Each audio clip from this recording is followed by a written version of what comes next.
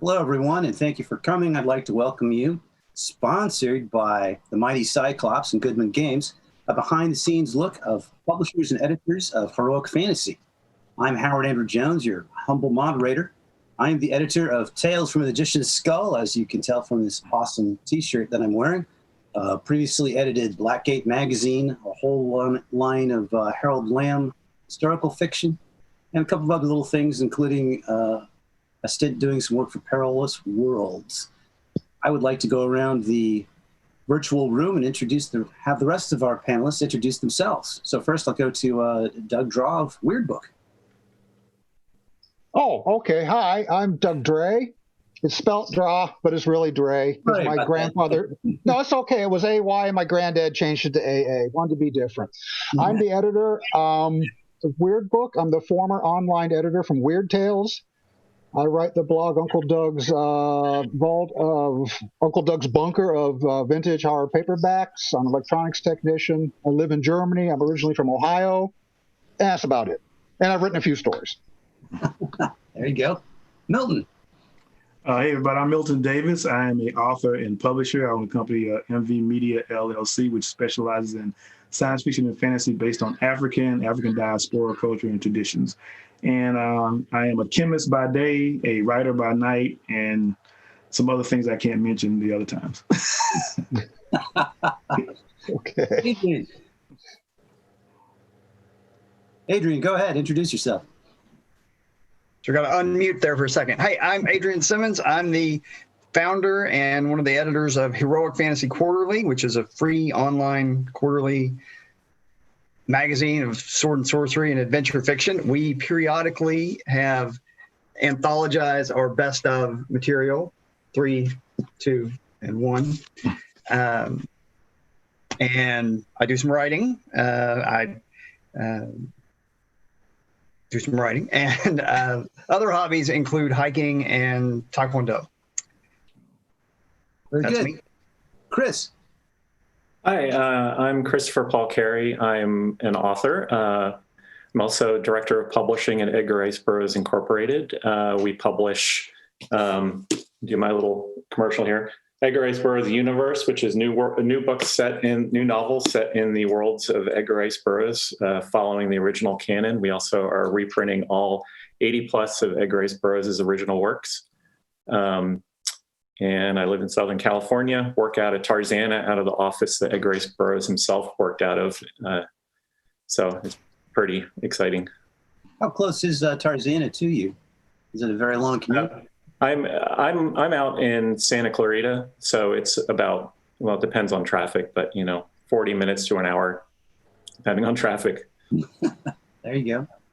Well, why don't we segue right into how did you get started in the field? And Chris, since we're already on you, let me ask, how did you get started in all this? Oh my gosh, I don't have I have a very odd entry point into this, so I'll go very quickly. But I was an editor of a Philip is a Farmer fanzine that was publishing. It was called Farmer File, and it was publishing new fiction by by Philip is a Farmer that had never been published, rare stuff that was just from the vault. We were working with Phil and his wife Betty to do that, and in the course of that, we found an outline to an unfinished ancient Opar novel, which I ended up completing. So that's kind of how I got into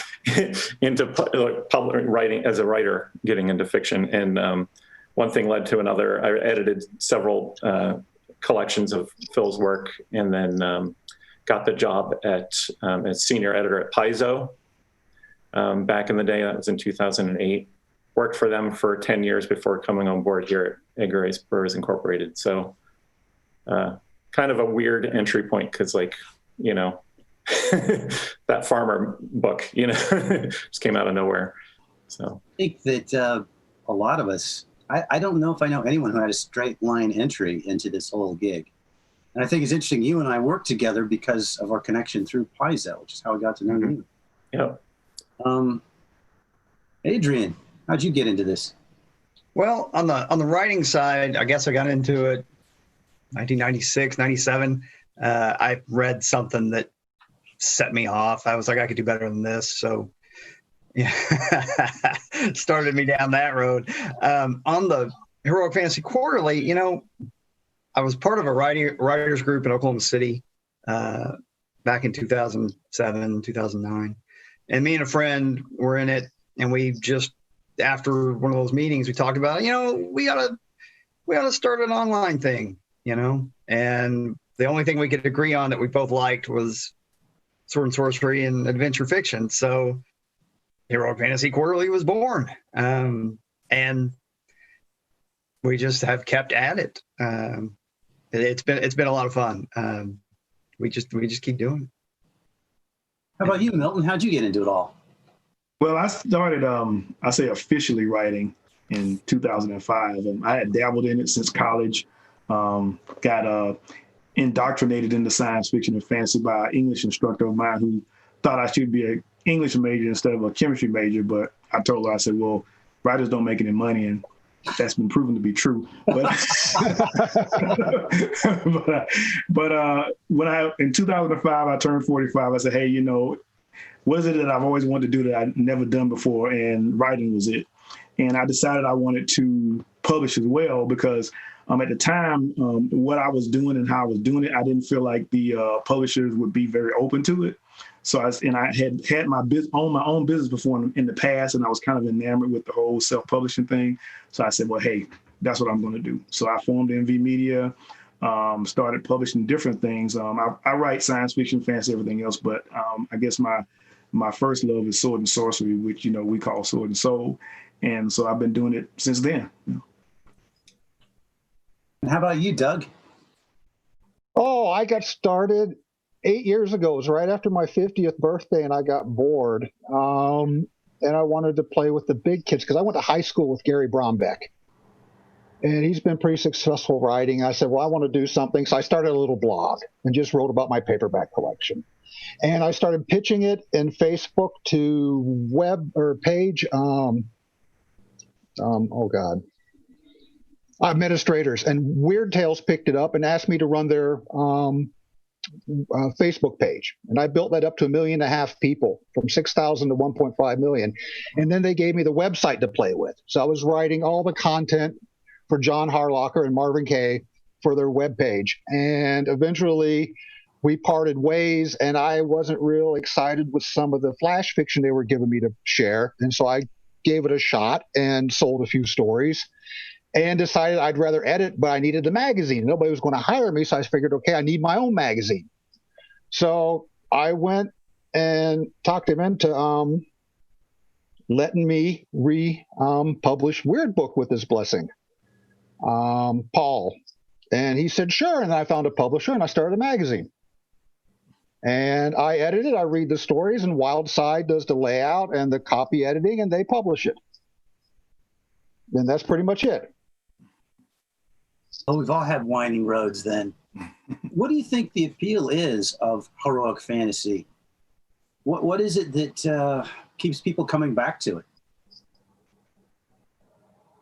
It's bad guys.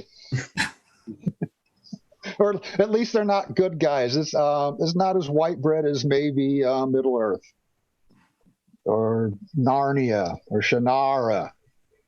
And I think that appeals to people. And I think also it's a little bit of an everyday, God, I don't know how to say it, but maybe more of a working class vibe to it. It's usually the people in Sword and Sorcery from the street.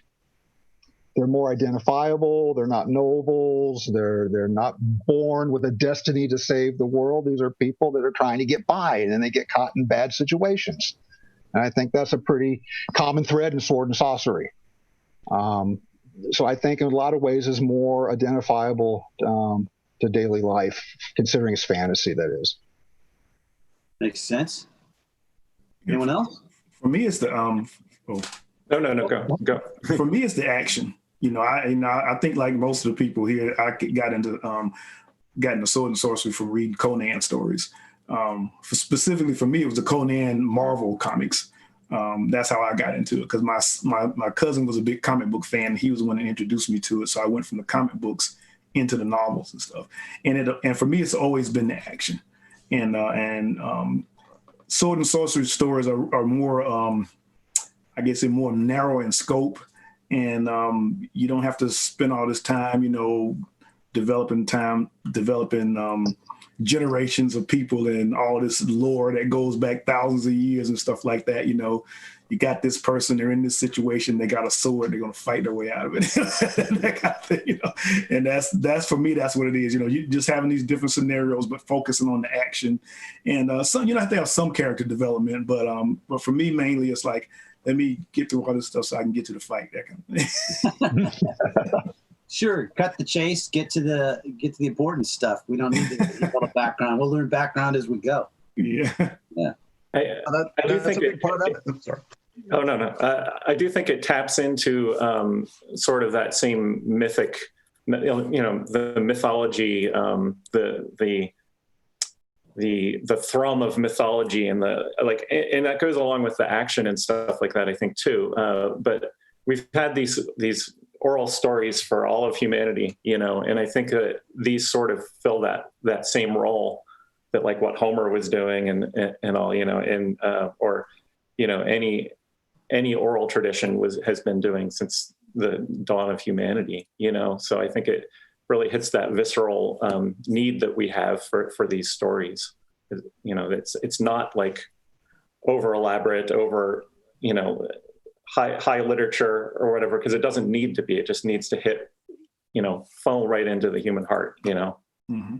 So. Definitely. Yeah, I think that the things are happening very, at least very quickly in the story. There's often not a lot of buildup, and that's kind of nice. We went through a phase, it seemed like in the 90s, when every book was like this big, and sometimes it is nice to just, well, there's this tower. It's kind of like, looks like an elephant. I got drunk. Next thing I know, giant spider, Spoiler alert. Yeah. Very nice. Well, why don't we start talking about some of the things that we see as editors and publishers, and things that we wish we didn't. So, for instance, what's the most important advice to writers of this stuff when they submit? Is there something that you wish that they would know? They need to think out the internal logic on their stories. I think that's really important. I get so many really, the first reading is a wonderful story. And then maybe 5 minutes afterwards, you go, oh, wait a minute. And you realize there's a hole in the plot or in the logic that you can drive a truck through. And then you have to go back and explain, can you maybe clean this up? Can you change this? A lot of times people will at least try. On occasion, I've had people told me, don't interfere with my artistic integrity. It stays the way it is. I'm like, okay, that's your decision. That's fine. And to try to be themselves, I think that's also real important. I get so much stuff where they're trying so hard to say, "Hey, I'm writing here," or "I'm trying to be Harlan Ellison," or "I'm trying to be this," and I think that gets into the way of the storytelling, because the storytelling has to come first. Because I read somewhere, and I believe it's 100%, that a good story will save poor writing quicker than poor writing, or good writing will save a bad story. And so the story should always come first. That's one of my pet peeves. Well, I think I wish I knew who said that, because that certainly rings a bell. I've recently read a Western called 44 by a guy last name DeRosso. And you know what? The prose was just okay, but the story had such a profound impact. The characters were deep. The story was great. And I realized that, well, maybe it could have had slightly better prose, but the story was phenomenal, so I didn't care as much. Yeah. Chris, what are your take on that? Sorry, I was just looking at now I'm getting distracted because I'm reading the chat. Could you reframe the question for me? I'm sorry. Important advice to writers when they're submitting. Oh, yeah. So, it's different for me because I'm working with a tie-in property, basically. But in general, like, I would echo what Doug says. It's definitely the story comes first. You want to have the writing chops. You want to you want to have been well read in your, in your genre, whatever field you're writing in, so that you're not, you're going off in your own direction. You can do something original. Now, when you are writing tie-in fiction, because I've worked for 2 different places that has done tie-in fiction, both Pathfinder Tales, and now the Edgar Rice Burroughs universe. You do want to have all of that background. And I only want to work with experts in Edgar Rice Burroughs, for instance, right now. I only want to work with people who know the canon inside out for at least that particular character or property. But I am looking for original stuff even there. I don't want to just publish the same Edgar Rice Burroughs story over and over again. He did have a formula, and I want to move beyond that. I mean, we've intentionally set these new stories are actually taking place further down the line. So the series begins in 1950, for instance. So that's the year that Edgar Rice Burroughs passed. So that's a symbolic thing. We're moving beyond that, So I do want to, I look for, the ability to add new stuff in. So I'm a big believer in, especially with heroic fantasy in general. I do this in my own work, honoring the past but moving it forward into the future. And that's what people were doing back in the day when they were writing for the pulps for Sword and Sorcery. They were innovating and creating new things. Edgar Rice Burroughs was doing weird things, like sending Tarzan to Pellucidar, the Earth's core, and stuff like that. People forget that it wasn't a stagnant thing. It was a moving forward. And if we're picking up this sort of pulp roots, I think we want to move it forward too, because that's how creativity works. Yeah. I don't know if that answers the question or if I tangented. Yeah, that was great. Yeah. Milton, what's your take? What would you tell your writers? I like authors that I look at. I want them to be concise. I want them to, I don't like a lot of fluff. I don't want to spend 2 pages reading about a description of a city. I want, I tell authors, and which I try to do myself, is to pick words that describe what you're trying to show or tell very precisely. And that way you don't spend a lot of time being verbose about stuff that doesn't really help move the story along. And I think that's one of the tricks is to figure out where you need to spend your time and where you don't need to spend your time. And that helps the story flow better, flow faster. And to me, it gives you a stronger story. And when I receive stories from other authors, that's one of the things that I'm looking for is, are you telling a compelling story efficiently? Or are you, it's a sword and sorcery story. So, I don't want to go into all these details about the exact precise measurements of the hero's sword and the grip that came from the ivory of an Indian elephant during the rainy season. And all that. I don't need to know all that. Just be precise. Be precise and keep the story going. Adrian? Well, contrary to what I said earlier about the action is key, I would say do not start your story with a pointless action scene. Pointless action scenes are just fluff to me. I've seen a lot of things where, I don't know, your guy's going to get in a fight with a guard or guys outside the tavern for no other reason than to try to show you can write an action scene. And I don't buy it half the time. I mean, like the actual scene, I don't buy it. And there's no stakes involved. I'll put it that way. I have no doubt that this nameless character is going to beat up these 2 nameless ruffians and walk away. Now, if your nameless character got his ankle broke and he's having to go up the Tower of the Elephant with a broken ankle, it's going to make that spider thing a lot more interesting. Just saying. But, again, these sort of weird, going to beat up a guy type intros, that I would advise you not to do that. Yeah, it's hard to to be involved in an action scene if you're not caring about what's going on, if there's nothing at stake. And yeah, we've had a couple of questions here. Let's take a moment to answer one. The Grape Ape has asked, what are publishers looking for when considering if they want to publish material, not specifically their specialty in a certain genre, but generally? How polished does the submission need to be? Does it need to be in the final layout stage? Now, I would say layout, as long as it's in a proper manuscript format, it's not important.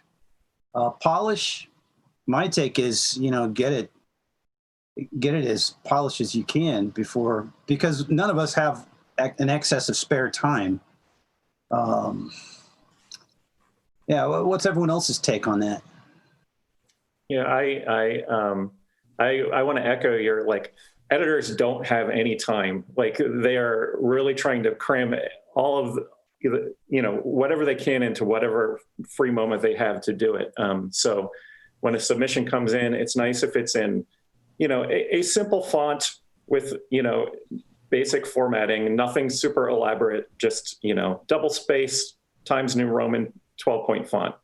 That's the standard in the industry.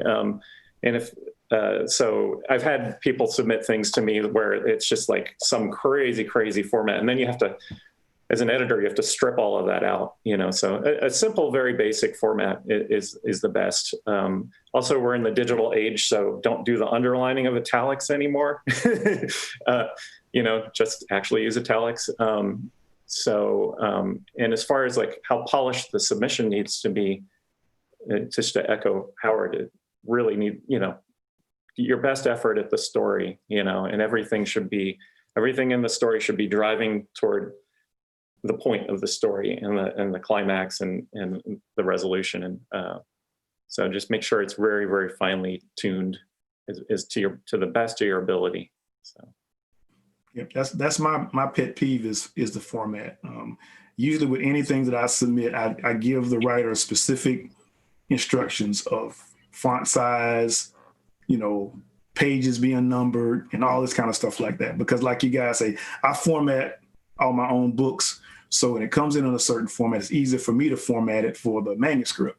Mm-hmm. And, putting fancy titles and using colorful font does not help your story, as far as whether it gets accepted or not. It can be a pretty bad story if it's all got all the flash and whistles and stuff like that. So that really bothers me when I get stories, when I lay out how the story should be submitted, and it's almost like the writer didn't even pay attention to it. And sometimes, I try not to be the I guess called the mean editor, but sometimes if I get something in and it's got so much stuff I have to do to format it, I won't even read it because I'm looking at beyond that, saying, look at all the stuff I'm going to have to do this to get this story right and stuff, But take the time to follow the format. Take the time. I don't expect the manuscript to come in perfect and not needing to be edited as far as typos and stuff like that. But do some due diligence to clear those kind of things up before you send it in, because some writers will do a really good job at that. Some writers just write everything down and don't even try to do any kind of formatting whatsoever and just send it in, I guess, under the assumption that, well, they'll do that when they get it, But, just follow directions. I guess that's the biggest thing for me, follow directions. Well, right. It's respectful. If we've bothered to lay out the directions, respect those directions. Exactly. Mm-hmm. Oh, I get so many stories, there's no name on them. When I start opening up files to read through them, all of a sudden I have a story in front of me and they didn't follow any formatting, and there's no name, there's no address, there's no email, there's no byline. And then I have to go dig through the emails to find out, okay, who sent this? That can really be time consuming. I like having a finished product. I will accept rewrites from already accepted stories. If somebody says, look, I cleaned it up a little bit, I changed it, I have no problem with that. But something that's just an outline or they don't follow instructions. Sometimes I got to say, I don't want any, for example, I don't want any sexual violence. I still get it all the time. I don't want underage sex. I still get it. It's surprising what people will send in sometimes because they don't follow the instructions. I just finally finished reading all the subs for our this year's annual. The theme is zombies, and I was clear. I said I really, really want traditional, old school, supernatural zombies. And I still have more plague zombie stories, Walking Dead, than I could look at, and that was time consuming. Yeah, people just. But I left a door open. No, go ahead. Yeah, people need to read the instructions if they're bothering to submit, because they need to respect your time and your energy before they pour energy into theirs. I'm maybe the odd man out on the formatting, because at HFQ, we say just copy the first 10 pages into an email. An email will jack up your formatting. So I've gotten pretty good at unjacking bad formatting. And if worse comes to worse, I'll just say just attach it and send it again.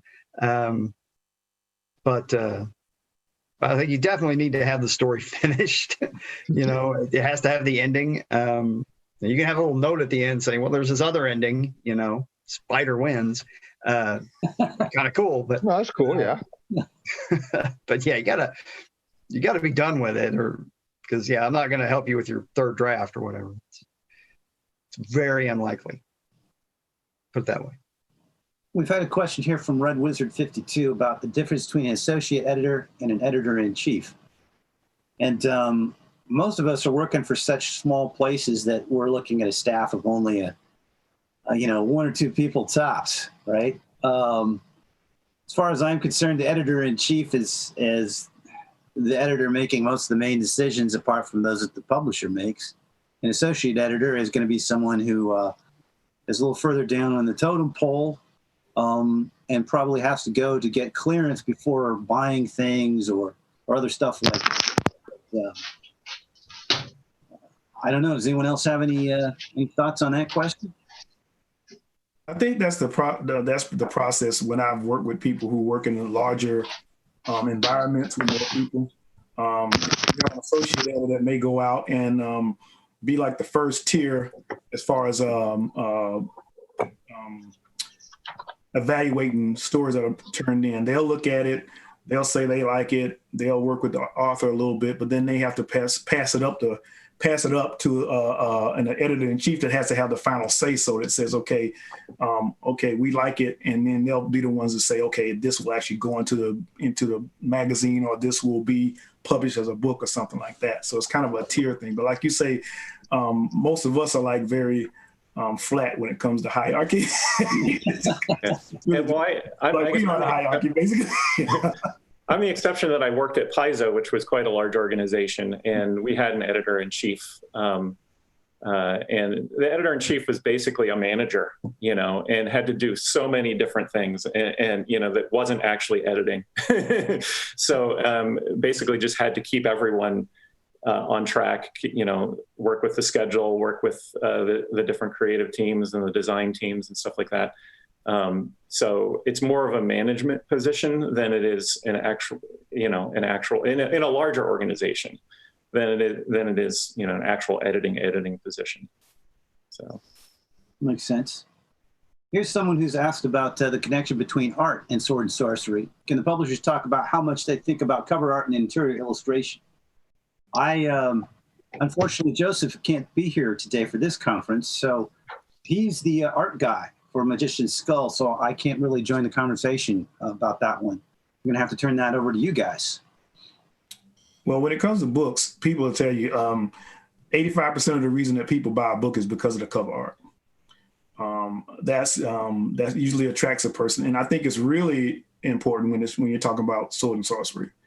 At least for me, it is. That's what captured me. I mean, the reason I started reading Conan was because of the artwork back in the day. What was coming in. That got me captured, and so that's something I put a lot of time into when I'm selecting cover art. I try to find an artist that I feel will have the right emotion for the book that I'm writing. I don't use the same artist for every book. I know a lot of artists, and I'll say, well, this artist will be good for this particular story because I think this artist will capture the energy better, and that will convey to the person who might read the book. I think it's really important. I think because to me, a big part of Sword and Sorcery is the visual part of it, especially when you're working like I do, when you're dealing with pre-colonial African cultures and stuff like that. It's very easy for me to imagine a Eurocentric Sword and Sorcery story because I've been inundated with it all the time, you know. But when I'm presenting something that's based on pre-colonial Africa, I have to have something that's going to really, you know, help create that image in the reader's mind. And so it's really important for me to do that. Interior art, sometimes I do it, sometimes I don't. From a publishing standpoint, I have the jury still out about whether or not that helps the book sell better. I think it helps the reader's experience once they get the book. But cover art is very important to me. I think it's very important to what I do as a publisher.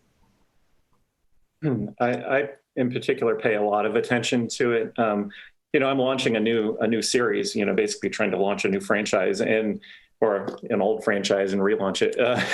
And so, like I picked a particular artist to do the first several books. We have a series. All these books, even though they're different properties, are interconnected. And so I'm trying to create I wanted that to have the same artist so that had the same look to them. And I'm trying to also sort of redefine what the characters look like for the modern age, you know, basically, you know, and some of the depictions of Sword and Sorcery characters, you know, on covers might not be appropriate for all the tastes of today's age, you know. So that, you know, this is like, you know, new version of Tarzan, you know, so, and doing wraparound covers, getting some of that pulp feeling with the dirigible, you know, but it's really important. I do a lot of back and forth with my artists. So, and this artist in particular, just to get the vision right. I'd say cover art is, as far as sales, initial sales at least, until people know the product, I think it's everything. I remember as a kid going shopping, going through the paperback racks. My parents would just set me in the corner, look at the paperbacks, and you would just spend hours just thumbing through paperbacks and discovering all kinds of material based on cover art alone. Now, the Weird Book, we've always had pretty good cover art, but I'll be honest, it's all stock art. Okay, it comes offline. We pay next to nothing for it. It has nothing to do with the content. I really wish it did, but that's just not in our budget to say, okay, I have a story here that's so damn good, I need a cover for it. I've played with the idea of taking a good piece of cover art and telling everybody, I want a story for this picture, and see what the people come up with. But then I'd have to go to specific regular writers I can depend upon delivering product. But yeah, the cover is everything. It's what people see first. It makes really a huge impression. Yeah, using stock art is definitely something that's becoming more and more common in publishing over the past 10 years. And I think it's a real shame. Yeah, it is. And you know, we do original cover art for our books, but we used to do with the series that was published before I came on board. We used to do interior art, and what I did, because we are thinking of the budgets all the time, is I took the interior art out so I could actually funnel that money toward the writers. So, because, you know, the writers really need money, you know, like they should be paid. They're spending a huge portion of a year writing a novel. You know, I want to give them as much as I can. And we have a very limited budget as well. So a lot of considerations into the artwork. Adrian? Well, at HFQ, we kind of, on the website, you know, our main banner art is a lot like Weird Book. It doesn't have any, it's not based on a specific story. It's just something that looks cool. And then the interior art, when we have it, is story specific. I'm pretty happy with that. I've got a small army of black and white and color illustrators who just do dynamite work. We also do audio. We've dipped our toe into some audio stuff. For the anthologies, you know, we have specific art. I think these two were done by a guy named Robert Zoltan, who I think is starting his own magazine now. He did the covers, and they're both really cool. They are very attention grabbing. And then we went ahead and did story art, for each story and each poem. Should mention HFQ also does poems. So that's how we do it. We've got a Patreon that we try to use to fund the artwork type stuff. Not to get into the minutia of how we pay for stuff, but that's why not everything has its own art on every story and poem. Here's a difficult one. Grape Ape asks us again another question: how or where can a beginning author find a quality publisher on a limited budget, and where does a person start if they're at the beginning of the journey into getting published? It could be a long journey, Grape Ape. I'll be honest with you. I think we're all great publishers on a limited budget, right? Yeah, that's pretty much, yeah, that's true. Yeah. How do you start? What advice would give someone on the beginning of their journey to getting published? You got to do your research. I remember when I was, before I decided to publish my own work, I used to get the old Writer's Digest book that would come out, and I would look at all the different people who did sword and sorcery, whatever. Yeah, I did that. Yeah. And I would look for their specs and stuff, and I would just start mailing stuff out. That's what I would do. And a lot of times you didn't get hits. Sometimes you can't. People will come back and say, "Hey, I like your stuff, but it's not for me. Check this publisher out," that kind of thing like that.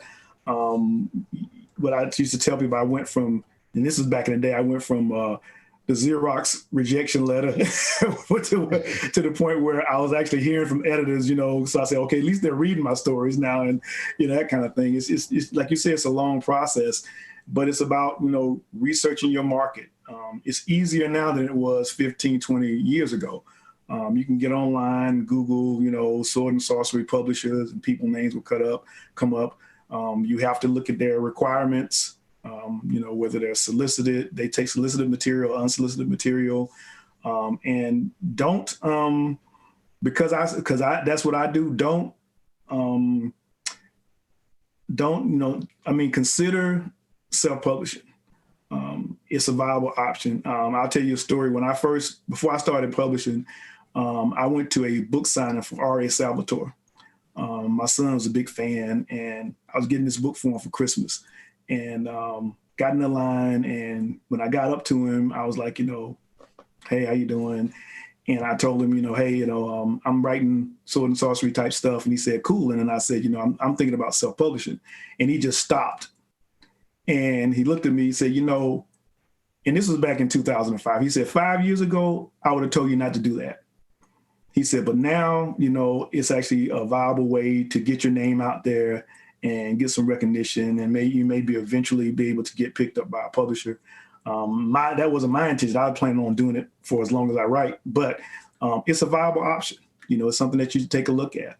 But again, research it, make sure you understand it. It's not for everybody. And just look at your personality, what you feel like you can do and what you put into it, and weigh your options. And I feel like there's more options now than there was, when I first started, but just find out what suits you, your personality, and what you're trying to achieve. And then just, again, research it and do what you need to do to get in that, and to get in that area, and realize that this is not a sprint, it's a marathon. It's going to take time. I think the important thing is to write, and keep on writing.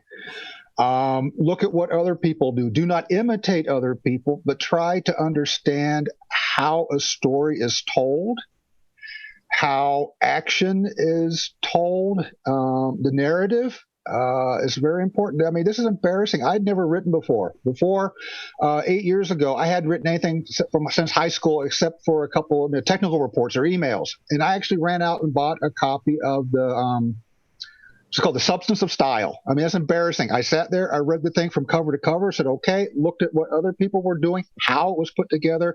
I got really lucky. Okay, it had more luck than talent. I sold the first story I wrote. But I kept at it. Okay, and the big mistake with that is I really thought I knew what I was doing when I didn't. And so it was kind of a come down after, but I wrote and wrote and wrote and wrote and wrote. And I think that's really important. And you have to write something you think people would enjoy reading. Okay. You don't become a slave to the market, but you have to say, okay, is this something that I would like to read? Maybe this is something other people want to read. Personally, I don't want stories full of despair. I don't want always sad stories are great, but I don't want depressing stories. I mean, you have to look at your market too. You have to understand what you're selling and who you're selling it to, or who you're trying to sell to.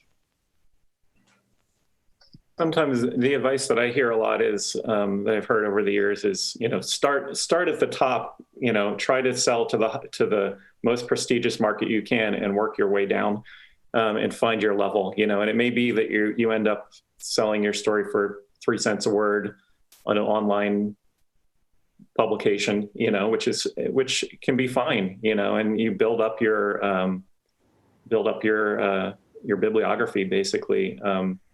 It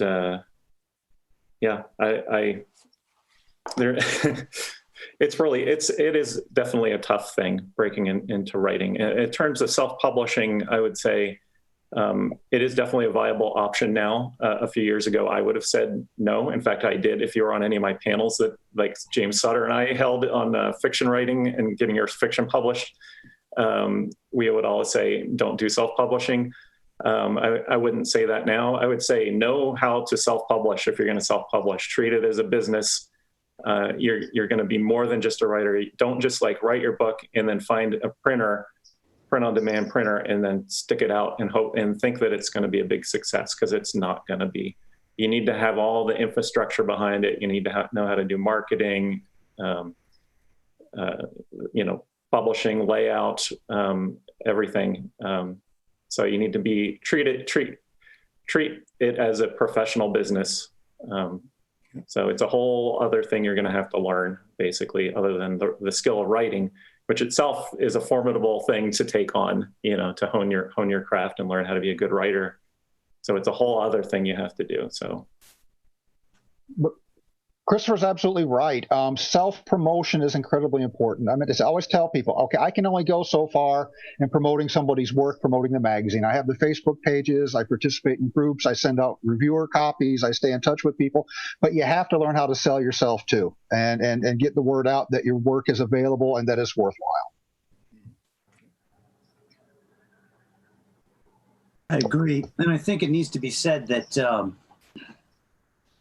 you really need to study the writers who are doing the things that you love that inspired you to write. It's not just that you need to be familiar with their prose and the fact that you like it. You need to sort of get deep into the heart of why it works. If there's a great action scene, say someone climbing a tower to fight a spider, figure out why it works so well. You might even go so far as to write it down yourself and study the individual words. In the case of the worn-out metaphor we're using here with the Tower of the Elephant, one of the secrets of Robert E. Howard's prose is that he makes the verb do so much of the work. Don't get me wrong, he has lots of beautiful, colorful adjectives as well, but he uses action verbs so he can get the point across faster and paint the image in your head faster of what's going on. And I remember what an epiphany it was for me to finally recognize that when I was reading his fiction, as well as the fiction of some other great heroic fantasy writers. And then, of course, you also need to read outside the genre. Not only do you need to understand what it is about your genre that appeals to you and why the greatest practitioners of it succeed at it, you need to get outside perspectives and go read some other related genres and see what they do. I know, for instance, my ability to, even though I did own horses for quite a while, my ability to portray horses in action improved immeasurably once I began to read some good old Westerns from people who'd actually worked with horses all the time in ways that I never would. To see some people that knew how tracking actually worked, that kind of thing. You need to read beyond the narrow slices and just see what good writers can do and take it apart and try to emulate that. Here's a question. Are there any books that we would recommend for people hoping to grow a self-publishing business? I don't even know if I still have it. Actually, the book that I read that gave me the groundwork for self-publishing was actually a book from what we call back in the day street lit urban fiction. It was a publisher who was pretty successful, and she basically laid down the whole process of self-publishing, which included some of the things we talked about, being able to market and being able to promote your books and stuff like that. I'd have to look and see what would be out there today, but I know there's a number of organizations that you can find online that focus on independent publishing. And they give some good advice as far as how to set up, how to become a self-publisher, because you are basically going into business. That's what you're doing. You're going into business. So you have to do everything yourself.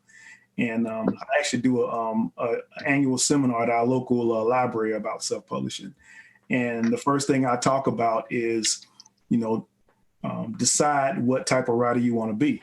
Because some people just want to write. They don't want to be bothered with the marketing. They don't want to be bothered with all that kind of stuff. And if you're that kind of person, then self-publishing is not for you. If you like the whole process, which I do, I like the whole thing of doing it, and you're a hands-on person, you're basically an entrepreneur, then I think self-publishing can work for you. But I wish that was a question I wish I had. No one was going to be asked, because there are some good resources for independent publishing and self-publishing online right now. They weren't there when I started, but they give you a step-by-step process on how to do it and how to get into it. One of the things that we talked about here, and I think as a self-publisher you need to consider, is I knew what I wanted to write. So for me, it wasn't trying to write for an audience, for a particular audience or for a particular publication. For me, it was writing the stories that I wanted to write and then finding an audience for those stories, which is what most businesses do. You create a product, then you find customers for your product. And that was my whole process. Even when I was submitting stuff, what I was told was, you write your passion, and then you find those publishers or those periodicals or those magazines that are interested in the type of story that particular story that you wrote. So instead of saying I'm going to write for Heroic Fantasy Quarterly, I read Heroic Fantasy Quarterly and I say, hey, this story I wrote the other day, I think this story would be a perfect match for them. And that's how you do it, as opposed to saying, I'm going to write for this. Because when you start trying to write for somebody else, you kind of dilute your passion. You're going by the numbers. But when you write what you really want to write about, and it's easier to do that and find a home for it than to me, look at something and say, I'm going to write a book, the story that's going to be published by that publication. But getting back to self-publishing, yeah, you need to, there's a lot of resources out there to look at. Again, do your research. And realize that you're going into business. So it's going to take a lot of work. I can add something real quick. There's a fellow who writes military science fiction. His name's Doug Dandridge. And he has a pretty interesting book out on Amazon and Kindle, and it's called How I Sold 100,000 Books on Amazon. And he's done pretty well for himself because he writes quality material, but he's done very well financially because he understands marketing and how to sell. Mm-hmm. Nobody gets rich from what we're doing, but I know he was real happy that he was able to buy a new house from his writing a couple of years ago. And then he went out and wrote this guide, How I Sold 100,000 Books on Amazon. And so I think everybody can just go and Google it and download the Kindle. Yeah, I think you really, if it is a business, a whole business that you're going into, so you're going to need kind of a library of books to help you get through it, because what's going to be your style guide, for instance, just your editorial style guide. Like I use Chicago Manual of Style, for instance, and there's a great book, just while we're on the subject of books, this is a little more on the writing side, but Self-Editing for Fiction Writers. I always recommend this book. I read it when I was in grad school studying writing, and it goes through all the basic stuff you need to know to make your book read like modern prose, like all the conventions of don't have these flowery dialogue tags, and like the whole thing. There's like little checklists. You can actually do little exercises as you go through. It's a fantastic book, very easy to read. You don't even need to do the exercises. You can just do them in your head. So I always, whenever I'm on a writing panel or publishing panel, I always recommend that writers check out that book. But you're kind of gonna need you're also gonna need to know, what does a book look like? because like what does a proper book layout look like, And so there are various books on that.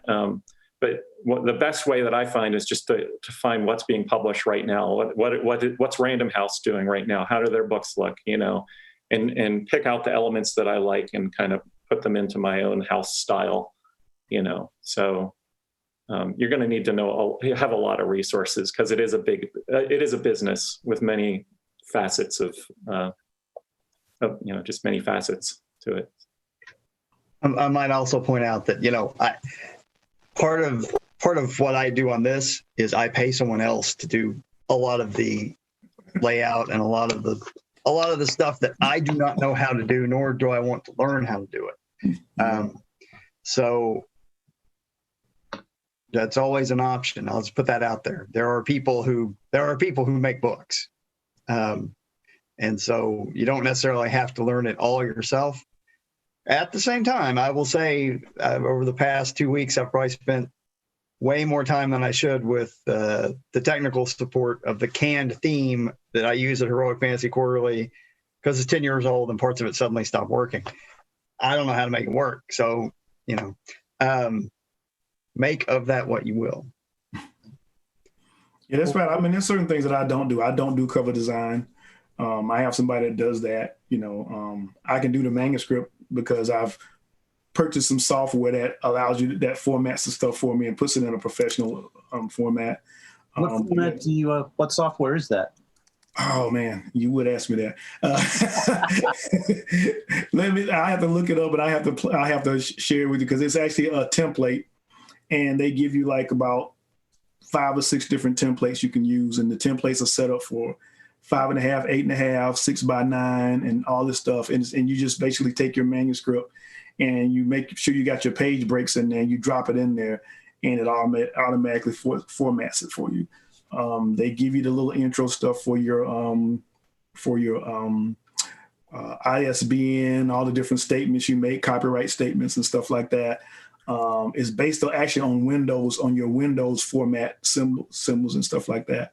But I've been using it for about 2 or 3 years now, and it works great for me. Before then, I actually would send it to someone who would format my manuscripts for me. But now I use that software because it's cost effective for me to do and stuff. So, but while you're talking, I may see if I can find it up and then post it up in the chat so everybody can have it. We'd all appreciate that.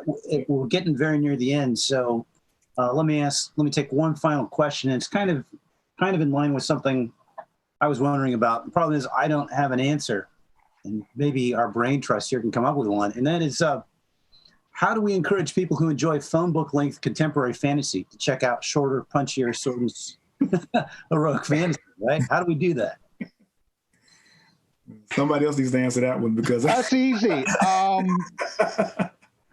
Everything that gets published in Weird Book is independent on whether I'm still alive or not.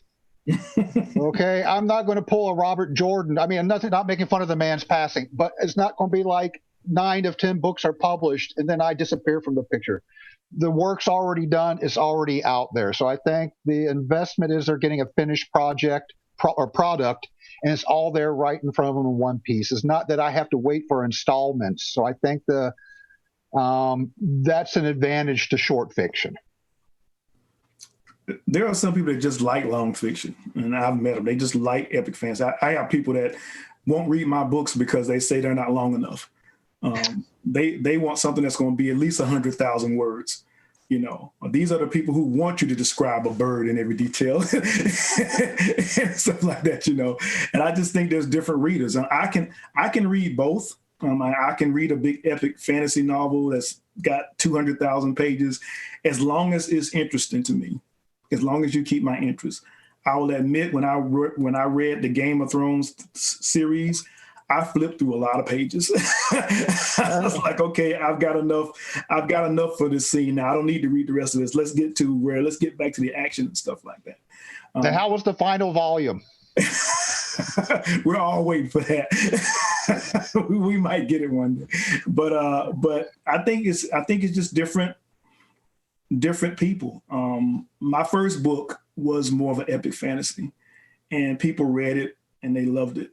My second book was straight sword and sorcery, and the people who read the first book did not like the second book because they were like, "What happened? You know, the other one was like all deep into the characters, and you had all this stuff going on, and this one, this guy's just running around beating people up and going to the next adventure." And so they actually had to adjust and get used to that. So I think it's tough. I think some people just like certain books certain ways. You know. Yeah, I think it also depends. Go ahead. No, you go ahead. I'm sorry. Oh, I was just going to say, I'm definitely trying to keep these ERB universe books not to be giant ones. They're basically 70 to 80,000 words because ERB often wrote 60,000 word books. And some of those are. I think the one way that I can do it is to just keep trying to get the books out as fast as I can, because that way, people will read it. They'll be like, "Oh, I got through that so fast. I want more." So that's my tactic.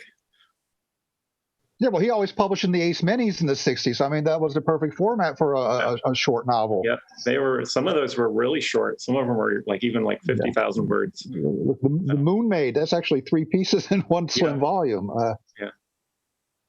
Now, I often tell people that a great advantage of short fiction is if you don't like it, just go to the next one. It's not like if you're halfway through a giant, phone book size. And for the kids back in the day, we used to have this book that had all the phone numbers in. And they were really big. If you get halfway through a phone book size thing and it's very, very boring, the genealogy of the horses again, if you put that book away and put the whole thing away, short fiction, you just go on to the next one. That's the selling point, I think. If you really like something, chances are that writer has probably got other stuff. Yeah, I remember when my first novel, Desert of Souls, came out, one of the early reads on Goodreads was something like, "I didn't know short books could be so good." And I'm thinking, it's really not that good. It's like 90,000 words. It's not even herb length. Frankly, I would prefer to be writing at 50, 60,000 words. I think I think you have to get right to the point. It's harder to pad. I don't want to pad anyway. Yeah. Lately, because the market wants longer novels, I've been trying to write longer novels without padding, which is a little bit of a challenge. But I think I pulled it off. I hope I pulled it off. But I think the problem is a lot of those are padded. Too many conference room scenes, too much description that's unnecessary. As busy as I am now, and as busy as everyone seems to be, and they've got kids and they've got jobs, I don't understand why people aren't comfortable. I think I'll read a short story this evening.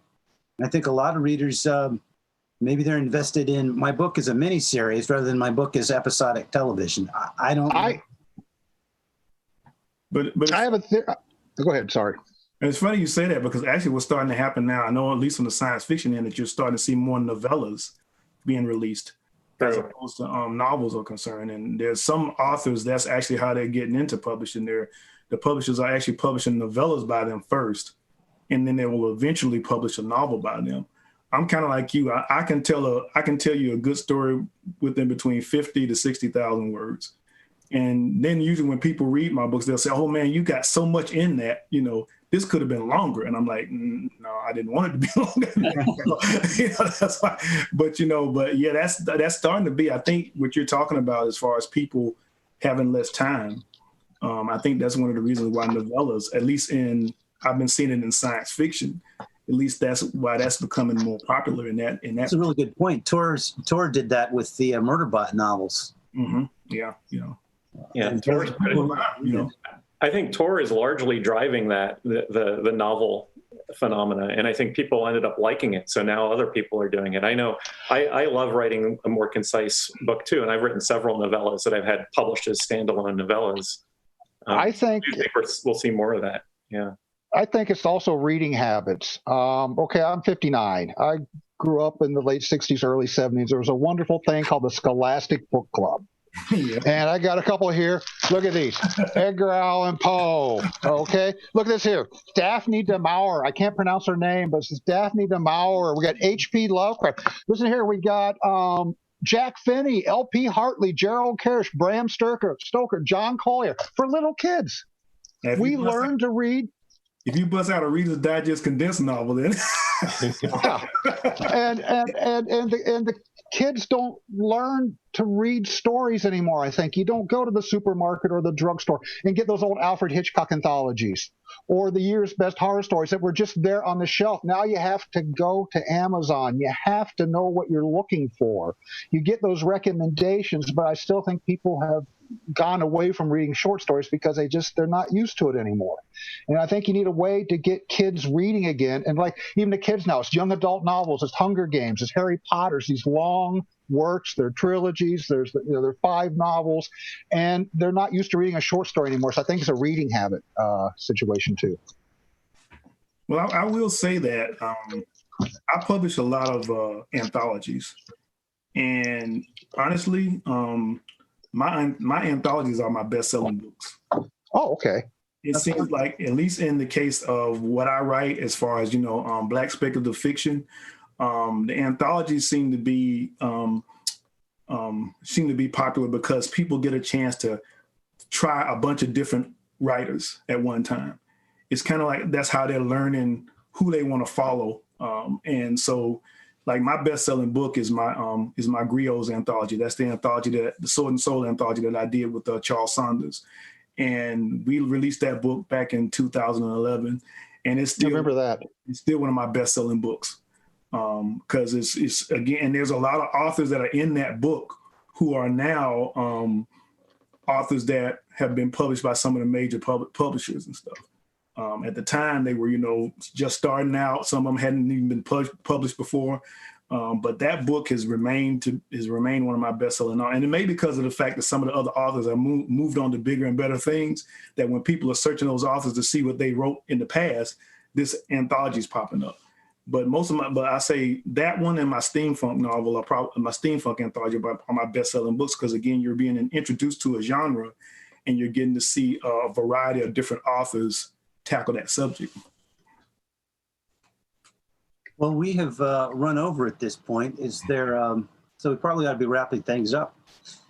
Does anyone have any final words they wish to share with our audience before we head out? Keep reading and watch the skies. Support your small publishers. They're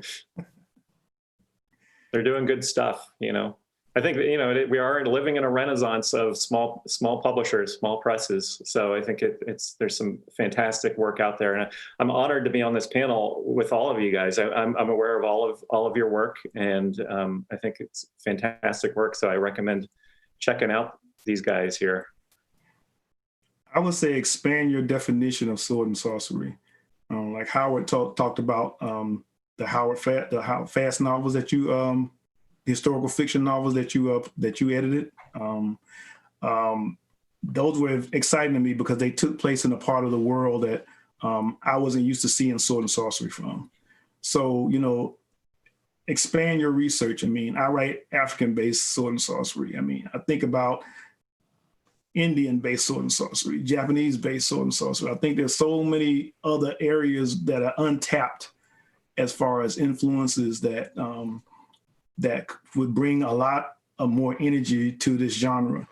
And take the time to research that and bring it into what we're doing, because I think it'll bring a lot more excitement to what we do. I'd say keep writing. HFQ number 45 is up.